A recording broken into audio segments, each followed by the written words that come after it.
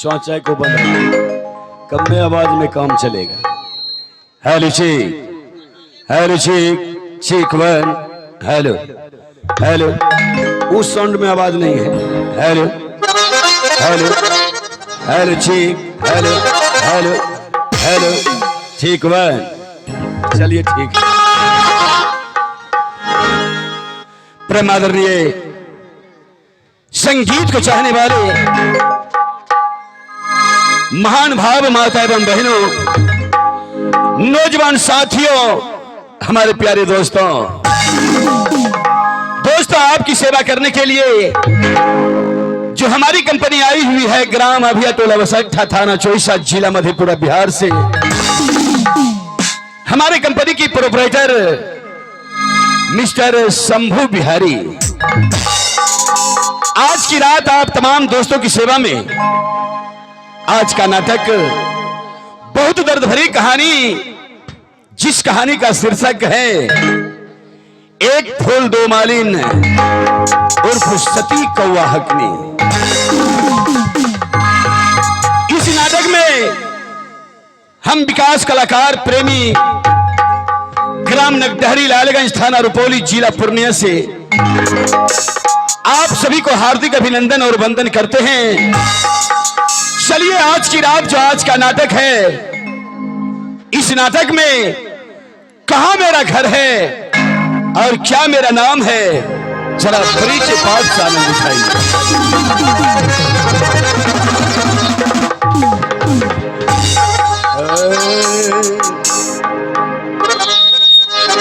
परिचय देने से पहले मैं अपनी दीवाती देवी महादेव को हरिशासों की नमन करता हूं। मैया भवानी के चरणों में हरिशासों की नमन करता हूं। ये माइक्रोफोन की आवाज जहां तक कि देवी देवताओं के मंदिर में जा रही है, तमाम देवी देवताओं की चरणों में मेरा नमन है। आए हुए महफिल में छोटे बम्बरे को विकास कलाकार प्रेमी की तरफ से जय महादेव, जय महादेव, जय महादेव। जय जय माता सरस्वती, विनय करो कर जोर,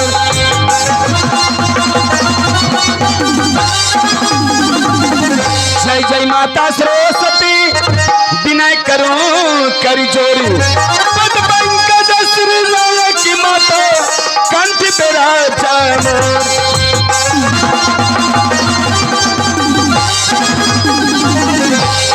बिना बाजार में मिले न एक समान,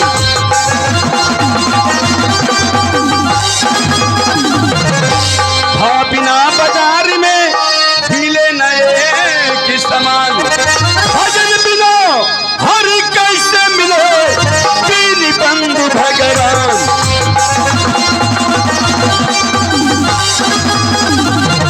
गिरजानंदन गज बदन शंकर तना गणेश,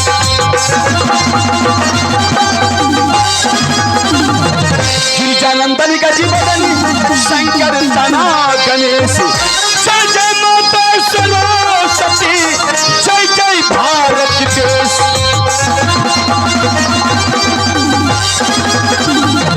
कौन बनाया राम कि कौन बनाया लंका,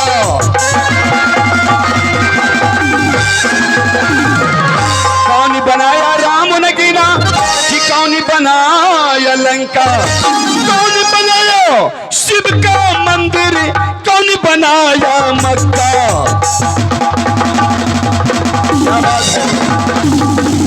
राम बनाया राम न गिना कि रावण ने बनाया लंका।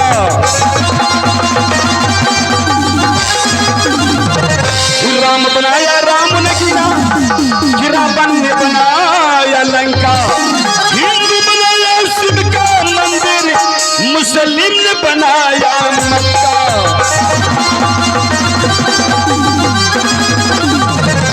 गम की दरिया में डूबी है ये दास्तां।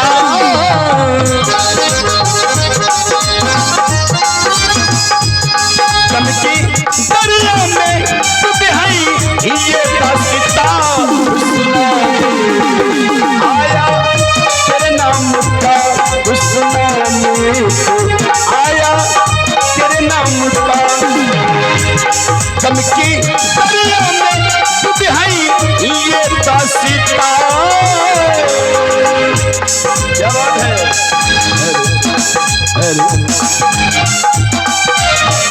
दरिया में डूबी है ये दास्तां। आया तेरे नाम का सुनाने को, आया तेरे नाम का।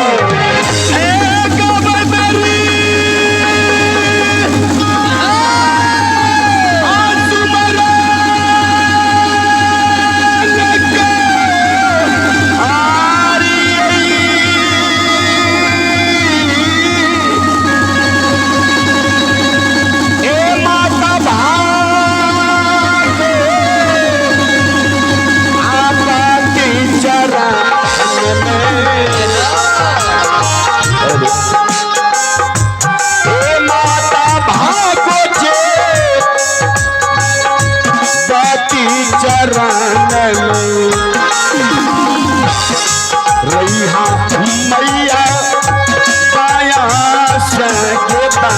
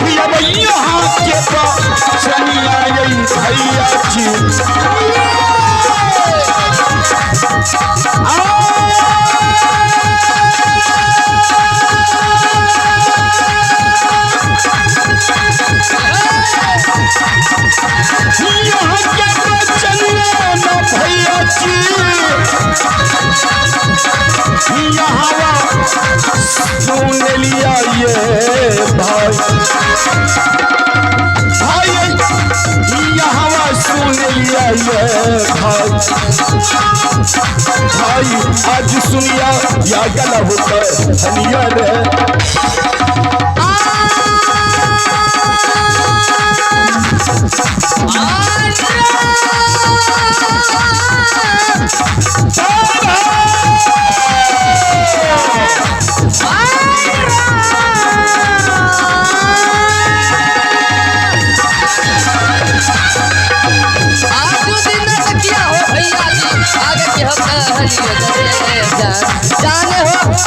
हो कहानी रे जान अब हो जकिया आगल हो कहानी रे जान।